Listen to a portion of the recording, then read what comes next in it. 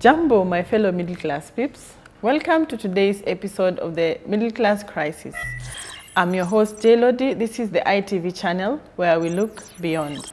We want to thank you for the feedback that we are getting on our social media platforms, YouTube, Facebook, Twitter, IG, and even TikTok.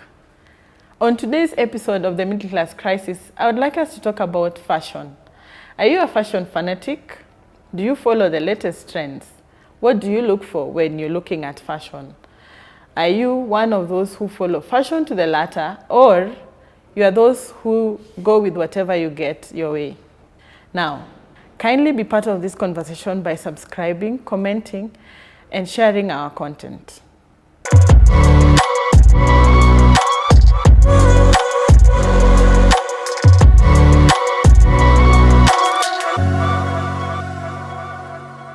I have come across people who would go after fashion at any cost.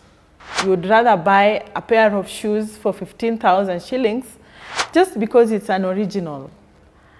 But at home, there's nothing to show for it. Maybe you don't even have the basic needs, but that shoe must be bought. The latest designer, Adidas, Nike, Fila. You must buy the latest design at any cost. But are you looking at what is the priority to you? Parents are chasing after fashion, yet you have no idea or you're not bothered about how your children look. Have you come across parents who are looking very nice, but when you meet their children when they're going to school, you'll be very sad? They have torn uniforms, they have torn shoes, their bags are torn, or they're just untidy. But when you look at the parent, you see a totally different picture. They keep up with fashion, but with their kids, that's another story. We also have people who would rather just be fashionable, regardless of what is in fashion. Everything that comes to fashion, they must keep up. If it's ragged jeans, if it's sagging jeans, if it is having shoes that look funny, but as long as they're in fashion, they have to keep up with it. And this trend mostly is with people in the middle class. Though we also have university students who squander all their help money or their pocket money just keeping up with fashion.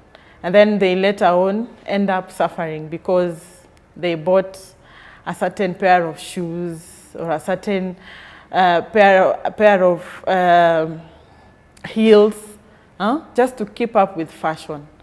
At the end of the day, you have nothing to show for it, just a pair of shoes. And people are suffering at home. Maybe people don't have enough basic needs or the basic needs at all. On the flip side, you also have those people who keep up with fashion no matter what, but they don't know when to wear what and where to wear it. We have people showing up in worshiping places, putting on ragged jeans or short dresses.